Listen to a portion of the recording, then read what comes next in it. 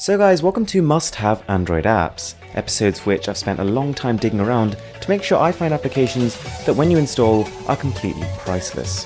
And with that being said, let's get right into the video.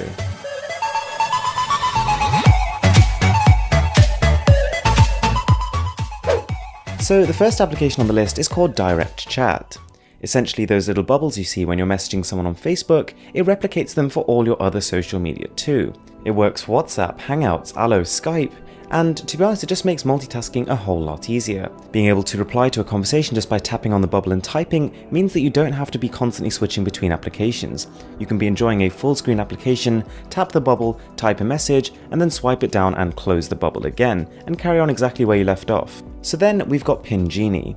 It's a lock screen replacement that number one tries to increase your security and number two your level of customization. So booting it up for the first time it looks pretty similar to the iPhone's lock screen, but the number of customization options here is crazy. You could change the layout of numbers for when you're entering your PIN, or you could set it so that you have to answer one of a series of questions to get into your smartphone. And Pin Genie also has some more advanced features. It can automatically take photos of anyone who unsuccessfully tries to enter your phone a few times and then email them to you. And you can also customize which applications you want to be able to open directly from the lock screen. There's also quite a few wallpapers built into it and different themes you can download which completely change the way the lock screen functions. So then we've got a pretty interesting one called Block Wi-Fi Thief. It's an application that first of all allows you to check every single device that's connected to your Wi-Fi connection, and if you're not happy with them, you can completely boot them off. Now, as well as being a pretty fun tool to annoy your siblings with, this has a useful purpose. You can block people who are potentially stealing your information, but also people who are just accessing your internet because that slows it down. So after it's scanned for all the devices, you can then go through the list and decide which ones are known devices and trusted devices, and which ones are strangers. And the way you actually block access to certain products is simply by going onto the Router Manager, Router Admin page, and then hitting the block button. Next up, 8-Bit Photo, an application that allows you to essentially transform any photo you've taken or one you've downloaded into something that's more reminiscent of a 1970s video game. Now in terms of what you do with those photos, I'm not too sure, but it's a pretty fun tool to play around with. But what really impressed me here was the level of customization. Not only can you select the color scheme, but also things like the resolution, and even more complex things like the level of texture filtering. So then we've got something which can vastly expand your browser's functionality. This is called Lookup, and essentially anytime you're scrolling through a web page, simply highlight a word that you're not sure what it means and hit the Lookup button, which will just appear once you've installed the application. It'll then bring up a little pop-up window and it'll tell you exactly what it means, and if it's got numerous definitions, it shows you all of them. It's a simple process, pretty intuitive. There are ads in the free version, but these can be disabled for a small fee.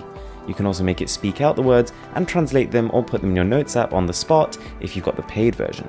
So then we've got a pretty interesting wallpaper app called Never Settle Wallpapers. And what this essentially does is takes the OnePlus slogan and slaps it on a ton of really high resolution and nice, colourful, clean wallpapers. And I mean, as a combination, it works really well. These are the kind of wallpapers that go really well in minimalistic setups, less so if you've got too much going on, but nonetheless it's an application worth playing around with. I know in terms of what it's doing, it's not exactly groundbreaking, but nonetheless, if the end result works, why do we care? There's a pretty wide selection, lots of different categories to go through, so yeah, I would recommend this one.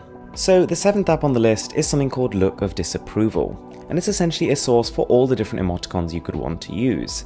So for those of you who don't know, emoticons are kind of like emojis, but they're in text format, so they can be simply copied straight into your clipboard by tapping on them and pasted into anywhere where you can have a text-based input. And this generally gets a pretty good reaction. There's some pretty cool, pretty complex ones, and you can definitely display a little bit more emotion than you could with a standard emoji. So next up is a very simple application called 5217. And this was actually based off a study that's been done recently, suggesting that people are the most productive if they work for 52 minutes and then break for 17. And essentially all this application does is ties you to that schedule. Every time the mode switches between work and relax, the screen changes color, you can make it buzz, you can make it vibrate, and whilst you're in that work mode, if you try and use your phone, you'll be constantly reminded via a notification that you really should be working. So this is probably going to be your next wallpaper. This is called the Smart Wallpaper application, and it's a live wallpaper without the battery drain. So basically you choose when you want the wallpaper to cycle. It could be based on the week, the day, the month, or even the weather pattern or which Wi-Fi network you're connected to, and then you decide which wallpaper you want to display based on which scenario. And inbuilt to the app, they have a whole ton of really good, super high resolution and really clean photos. So it's kind of like a 2-in-1. You get a whole bunch of really high resolution photos, and at the same time you get the concept itself. And this is genuinely, after quite a bit of testing, one of the least draining live wallpapers I've ever used. So then we have something called Inkwire, and a long story short, what it allows you to do is to share your screen with another Android user. Simply boot up the application, it gives you a code which you then enter into your partner device, and bam, from one device you'll be literally seeing the screen of whatever's on the other device. Now you can't operate the other device, but what you can do is touch the screen and it will create a little red pointer on their screen. So if, for example, a friend or family member is really struggling setting something up, then you can actually both install the application and you can guide them through it. So guys, I really hope you enjoyed the video, and with that being said, I'm Mr. Who's the Boss, and I'm signing out.